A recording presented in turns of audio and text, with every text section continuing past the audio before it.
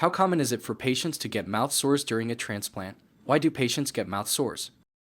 Yeah, the reason why patients develop mouth soreness, mouth sores during the transplant because the chemotherapy that we use to prepare patients to use to, you know, get rid of the myeloma. It's really a safe chemotherapy. Two major toxicity. One is kills all the blood, and so the bad and the good, and so patients will need to be support, and that's the reason why they receive the stem cells rescue. The second one is GI toxicity because the cells, the layer covering our GI tract, your mouth, esophagus, intestine, they are highly proliferating, so the chemotherapy targets those cells, so they develop what we call the mucositis, which is an inflammation of the mucosa, the layer in the GI tract, so they have nausea, vomiting, diarrhea, and some patients will develop some mouth sores. We do use cryotherapy to prevent oral mucositis, which is a common complication of stem cell transplant. Oral mucositis basically means mouth sores, and we do give patients ice to chew for about 45 minutes to an hour after the high-dose melphalan, so that reduces the amount of melphalan in the mouth, and that is remarkably successful.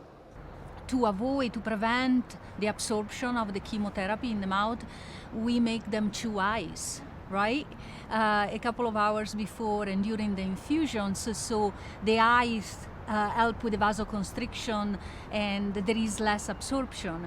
And then sometimes, a patient, because the immune system is compromised by the chemotherapy, they can have herpes, sores, the herpetic lesion. So we put everybody on a cyclovir to prevent that.